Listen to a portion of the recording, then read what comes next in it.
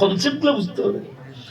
আমাদের অনেকের কনসেপ্টের মধ্যে দোষ আছে, এই যে ইমানে দোষ নাই বাবা। কেউ কি চায়, আরো ভালো করে বলি, আমরা সবাই আম্মা মানুষ, আমরা যাই যারা জানলে বলা তাদের কাছ থেকে জানার জন্য। একজন ইমাম সাহেব উনি কি জন্য তাকে সম্মান করতেছে? উনি কোরআন জানে, হাদিস জানে। কি জানে? আমাকে কেন সম্মান করতেছিস? আমি ওলাদ রাসূল এবং আমি আমার ওয়াজ করতে দিছিস কেন? কত ওলাদ রাসূল আছে ওয়াজ করতে পারে না, আছে না? সবাই কি ওয়াজ করে? আমার বংশ সবাই ওয়াজ করে, কোনো কথা আছে? আমার তো পেশা ওয়াজ করে না, আমি তো সহকারী অধ্যাপক চট্টগ্রাম মেডিকেল কলেজের কার্ডিওলজি বিভাগে, ঠিক না? ওটা তো আমার পেশা। এটা কি আমার পেশা? এটা আমি পারি, কোরআন হাদিস নিয়ে আমি খেলতে পারি, আল্লাহর খেলা। কথা বুঝছো না? বুঝো নাই? এই জন্য তোমরা আমার কথা শুনতেছো, কোরআন হাদিস তোমাদের বুঝে বলতেছে। আলেমের কাছে মানুষ যায় শিখার জন্য, জানার জন্য। সে জানছে না ওই জিনিসটা কিভাবে মাসালা কিভাবে হবে, কি করা লাগবে, কিসের থেকে দূর। মা আতাকুম রাসূলু ফাখুযুহু ওয়া মা নাহাকুম আনহু ফান্তাহু। আমি তোমার কথা একটা বলবো, ওটার সাথে তো কোরআন আয়াতটাকে দিয়ে বুঝিয়ে দিব। এটার নাম দ্বীন, এটার নাম মুর্শিদ, এটার নাম পীর, এটার নাম হাদি, এটার নাম পথ প্রদর্শক। এইটা করলে ওই সিরাতুল মুস্তাকিম। সিরাতুল মুস্তাকিম কোনটা বলছে? বলছে অনেকে বলে সোজা সরল পথে চলো। আর সরল পথ কি? সরল পথ কি বলে আল্লাহ আপনার ব্যাখ্যা করে দিয়ে দিছে। ওটা কিন্তু বলে না, ওটা স্কিপ করে যায়। স্কিপ করে না, স্কিপ বুঝো নি, ওটাকে বাদ দিয়ে যায়, কেটে যায়, কেটে যায় না। সিরাতুল মুস্তাকিম সিরাতুল লাযিনা আন'আমতা আলাইহিম। দেখো পূর্ববর্তীদেরকে বাদ দিয়ে কিচ্ছু নেই, আগের জনদেরকে বাদ দিয়ে আল্লাহ শিখানে যেটা। আর তোর বাপ বাদ দিয়ে তুই এসেছিস দুনিয়া, তোর বাপ বাদ দিয়ে তুমি যাও না, ঠিক না? ঠিক না বাবা? তো এটা কি ভালো না খারাপ? তো এই বাপ বাদ দিয়ে দুনিয়া বিভাবে যেরকম যাও না, আর তুমি যদি পূর্ববর্তীদেরকে বাদ দাও তাহলে তুমি তরিকতের যাও না, শরীয়তের যাও না, ঠিক না? আল্লাহ কি বলছেন? কথা শুনুন, আল্লাহ কি বলছেন? যে সূরাতুল লাযিনা আন'আমতা আলাইহিম, তোমাদের আমাদের আগে এসে যারা তোমার দয়া পাইছে আমাদেরকে তাদের পথে পরিচয় দাও। ওইটা সরল সত্য পথ। ওইটা কি পথ? সরল সত্য পথ। নাকশিদা কোনো পথ নাই। আর এখান থেকে নাকশিদা যদি গেলে কি মাসিঙ্গে যেতে পারবি, যাইয়া খালের মধ্যে করবি। আমি যদি নাকশিদা যাই কোথায় যাবো? নাকশিদা পথ বলে কিছু আছে? কথাটা দিক নির্দেশনা আছে তো। আর নাকশিদা পথ থাকলে তো কোরআন লাগতো না। কোথায় নাকশিদা যা আল্লাহ করাবো, ঠিক না? কোরআন কি আর হাদিস কি দরকার আছে? কথাগুলো বুঝেন। নাকশিদা সরল সত্য পথ কিছু নাই। ওই সরল সত্য পথ হলো যেটা গাইডেড লাইন, যেটা আল্লাহ রাসূলের দয়াপ্রাপ্ত, ওনাদের নিসবত প্রাপ্ত, ওনারা যে গাইডটাকে অ্যাপ্রুভ করেছেন সেই জিনিসটাকে বলে সরল সত্য পথ। জোরে বলো সুবহানাল্লাহ। কেন সরল বলছে? এই দেখো সরল, সরল আর গরলের পার্থক্য কি বুঝো কথাগুলা। কথার মধ্যে ফের আছে, ওখানের মধ্যে মুক্তি আছে, আবার ওখানের মধ্যে ভ্রান্তি আছে। না বুঝলে আর বুঝলে মুক্তি আছে। কি বুঝো সরল? গ্রাম বাংলার মানুষ সাধারণত কি সরল না গরল? সরল। আর শহরের মানুষ গরল। ফেসাইলে ব্যাংক ডাকাতি করে কারা? শিক্ষিত মানুষ না অশিক্ষিত মানুষ? অনেক শিক্ষিত মানুষ জানে না সে ব্যাংক ডাকাতি করে আরেকজনের টাকা জানে কি জানে না? কত কয় না? আরে সে কি জানে না ব্যাংক ডাকাতি আরেকজনের টাকা? তার বাপের দিনের ব্যাংক, এটা ব্যাংক তো মানুষের টাকা, সে ডাকাতি করে, ঠিক জানেই করে, ঠিক কিনা? একটা হলো ব্যাংক ডাকাত, টাকার ডাকাত, একটা ইমান ডাকাতি। কোরআন হাদিস আমার আল্লাহ দিয়েছে জানতেন। আমি এটাতে ডাকাতি করার জন্য জানি না, এটা দিয়ে মানুষকে ইমানের চর্চা করার জন্য দিয়েছেন। জোরে বলো সুবহানাল্লাহ। আল্লাহর দিকে রাসূলের দিকে মানুষকে আহ্বান করার জন্য দিয়েছেন, ঠিক না? আল্লাহ রাসূলের দিকে মানুষকে সৎ পথে আহ্বান করার জন্য, প্যাঁচ লাগানোর জন্য না। প্যাঁচ মজানো লিখে দিয়েছে। কি তোর তো মজানো গোস, প্যাঁচ লাগানো লিখে না, মজানো লিখে দিয়েছে। কিন্তু আমরা আলেম ওলামা যারা কোরআন হাদিসের জ্ঞান আমরা অর্জন করেছি, আমরা কি করি? প্যাঁচ লাগানোর জায়গায় আরো প্যাঁচটাকে আরো জটিল করে দিই, যাতে প্যাঁচ কাল কিয়ামত পর্যন্ত কি।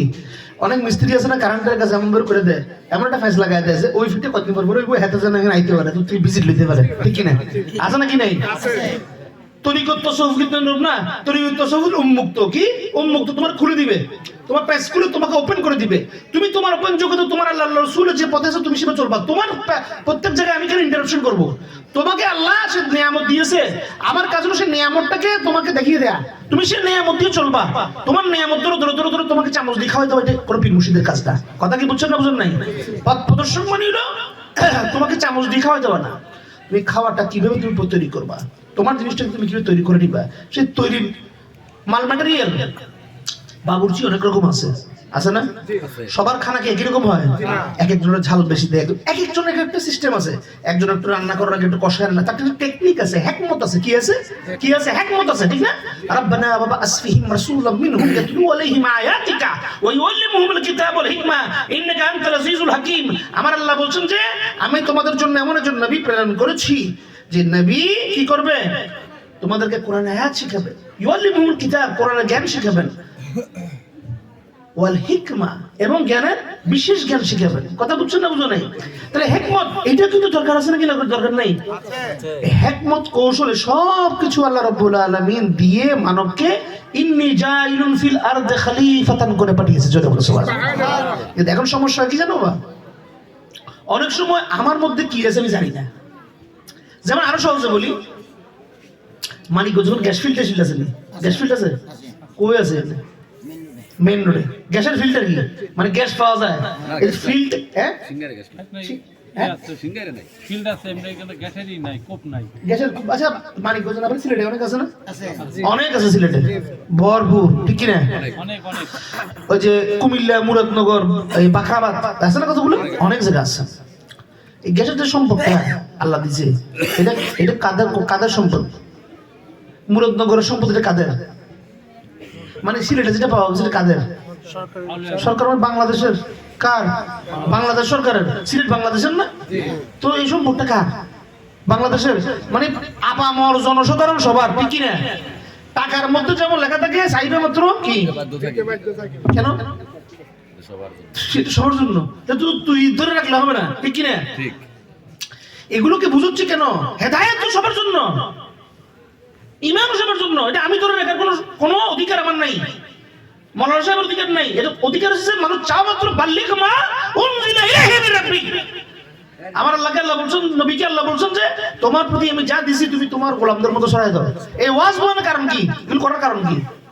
এগুলি করার কারণ হলো এই যে কথাগুলো আল্লাহর বাণীগুলো তোমাদের মধ্যে সহজভাবে আমরা বাংলাভাষী কোরআনের আয়াতকে ব্যাখ্যা করে সুন্দর করে বুঝিয়ে তোমাদের মধ্যে পৌঁছিয়ে দেয় আমাদের কাজ এটাই। জোরে বলো সুবহানাল্লাহ। আমরা এই কাজের মধ্যে আমানতদারি করি না, খেয়ানত করি। খেয়ানত করার মধ্যে সমাজের মধ্যে বিভ্রান্তি তৈরি হয়। কি তৈরি হয়? বিভ্রান্তি। ওই যে সিরাতুল মুস্তাকিম বললাম নাকশিদা চল, এটা স্যার নাকশিদা থেকে ফিরবে খালে ফিরে তো আদা মরা হইব। তখন কি? তখন বলছে তুই এখানে গেছিস কে? আপনি তো বুঝছেন আমার সর্বসত্য হতে যাইতে সুদা হতে গেছি, যাইয়ে তারপর খালের মধ্যে বিলের মধ্যে এখানে টুবাইতেছি। এখন আমি তো মাছ না, টুবাইয়ে তো আমি যাবো না, যে মানে বাঁচবো না, জিন্দা মরমু, ঠিক কি না? তাহলে এই যে টুবাইলে হইব না, কি করতে হইব? ওই যে গাইডলাইন যেটা দিয়েছে, ডানে বামে, বামে ডান, ডান বাম, বাম ডান, সোজা, একটু কাটো, একটু বামে কাটো, এরকম করে যে সিস্টেমটা এখান থেকে যাওয়ার আছে, এই সিস্টেমটাকে আপনাকে ফলো করতে হবে। এই সিস্টেমটাকে ফলো করতে হলে আগে এই সিস্টেম যে ফলো করাবে তার প্রতি আপনার শ্রদ্ধাশীল হইতে হবে, তার প্রতি আপনার আদববাজ হইতে হবে, তার প্রতি আদববাজ। যে বক্তা সেখানে করে কি কি লেগে আদব যদি না থাকে তার কনসেন্ট্রেশন আসবে না। আমি যখন নামাজে দাঁড়াই, নামাইতু নুসাল্লিল্লাহ রাকাতায় আরবা রাকাতে সালাত দিলাম, আল্লাহু আকবার বলে, তখন আমি কি না এরকমগুলো কনসেন্ট্রেশন থাকবে?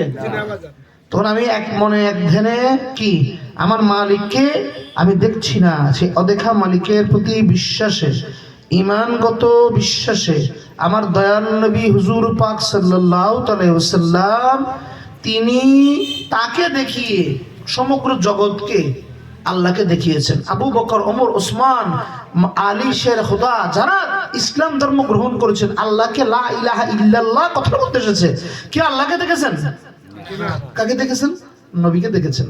নবীকে দেখেছেন, আল্লাহ দেখা হয়েছে নাকি হয় নাই? কারণ কি ঈমান বলতেছে যে আল্লাহ দেখা হয়ে গেছে, ঠিক কি না? আল্লাহ দেখা হয়েছে না? লা ইলাহা ইল্লাল্লাহ বললা কেমনে? আল্লাহ একটা না দেখলা, কিন্তু দেখলা না, না দেখে বললো যে আল্লাহ একটা। কাকে দেখলা? নবীকে দেখলা। তাহলে নবীকে দেখলে আল্লাহকে দেখা হইলো কি হইলো না? এটা শুধু আমার মুখের কথা না, আল্লাহ পাক কি বললেন? মান রাআনি ফাকাদ রাআল হক। আমার নবী বলছেন তোমরা যারা আমাকে দেখছো আল্লাহকে দেখছো। সুবহানাল্লাহ। তাহলে নবীজি হলেন আল্লাহ দেখা। যেমন আমরা আয়নার মধ্যে কি দেখি? আরেকজনকে দেখি না, নিজেকে দেখি। তো নিজেকে দেখার জায়গা কি? আয়না। দুনিয়া আয়না। আর আল্লাহকে দেখার আয়না হইলো কি? নবী আহলুল্লাহ। যুগে যুগে প্রত্যেক যুগের মধ্যে আমার নবী দুনিয়াতে আসার আগে অন্য নবীরা আসে নাই? আদম নবী, ইউসুফ নবী এত নবীর কথা হইলো, ওনারা কোন ধর্ম প্রচার করছে? ইসলাম নাকি অন্য ধর্ম? ইসলাম ধর্ম। আর ইমান আগে পরিষ্কার করতে হবে। আমরা যে বলতেছি আহমান্ত দোয়া, এই যে আমরা যে কালমা পড়ি, কালমার সাথে সব কিছু অ্যাসিস্টেড কালমা পড়ি, এগুলো কি? আমানতু বিল্লাহি ওয়া মালাইকাতিহি ওয়া কুতুবিহি ওয়া রাসূলিহি। আমরা শুধু আল্লাহর পরিমাণ আনলে তো হবে না, শুধু নবী মুহাম্মদ রাসূলুল্লাহর পরিমাণ আনলে হবে না, যত রাসূলিহি, যত রাসূল আছে সবার পরিমাণ আনতে হবে, যত ফেরেশতা আছে সবার পরিমাণ আনতে হবে। কারণ কি? এরা প্রত্যেকে হইলেন আল্লাহর কাজকে সম্পাদন করার জন্য এক একজন সৈনিক। জোরে বলো সুবহানাল্লাহ। এক যুগে আদম, এক যুগে শীষ, এক যুগে ইউসুফ, এক যুগে ইয়াকুব, এক যুগে নূহ, ঠিক কি না? এক যুগে মুসা, এক যুগে ঈসা, আর খাতামুন নবীর হিসেবে নবী মুহাম্মদ রাসূলুল্লাহ সাল্লাল্লাহু আলাইহি ওয়াসাল্লাম, ঠিক কি না? উনি তো খাতামুন এবং সর্বশ্রেষ্ঠ, উনার ব্যাপারে কোনো মতামত দেওয়ার কোনো সুযোগ নাই, ঠিক কি না? ওয়া মা আরসালনাকা ইল্লা রাহমাতাল লিল আলামিন। আরে বেটা, রহমত আসনা, রহমত ছাড়া উপায় নাই। রহমাতুল লিল আলামিন দিছে, তারপরে কইছে, ঠিক কি না? ঠিক না? আল্লাহ যাবে কোথায়? মানুষ কয় কি রহমত পাচ্ছে না। ইন্না রাহমাতুল্লাহি কারীবুম মিনাল মুহসিনিন। আল্লাহ করছে কি রহমত ঢেলে দিছে, ওটা মুহসিনের কাছে যা, তার কাছে রহমত দিছি, ওটা রহমতুল আলামিন দিয়ে দিছি তোদেরকে। তারপরে চুলকানি। একটা হইলো আমার চুলকানি হয়েছে, আমি চুলকানির ওষুধ দিলাম, চুলকানি কমে গেছে। আটালে আমি নিজে এরকম করে করে খাজুইয়া কি এমনে ঘাও করতেছি, এটা কোনো চিকিৎসা আছে? এত বড় দয়া দিয়ে দিছে, দয়া দেওয়ার পরে দয়া দিল কে? আল্লাহ। দয়া দিল কে? মানে দিল কে? দিল কে? এটা তো সমস্যা হয়ে গেছে। দয়া না দিলে ভালো হইতো, ঠিক না? ডান্ডার উপর রাখলে আল্লাহ ওই আজিজুল কাহার, সেটা থাকলে ভালো হইতো। রহমত দিছে, এখানে সমস্যা কি? বুঝছেন না বুঝেন নাই? এই যে সমস্যাগুলা, এগুলো চিকিৎসা কি? এগুলো চিকিৎসা হলো অন্তর শুদ্ধি। কি? অন্তরের, এই অন্তর শুদ্ধির জন্য তোমার লাগবে কি? আপনার পীর মুর্শিদ। অন্তর শুদ্ধির জন্য তুমি গাইড হলে হবে না। আমি কালকে ওই জিনিসটা বলেছি, সোনারগাঁ নারায়ণগঞ্জের মধ্যে মাহফিল ছিল, সেখানে গত বছর আমি সোনারগাঁ নারায়ণগঞ্জের মধ্যে মাহফিলে গেছি। আপনারা ওই যে প্রথম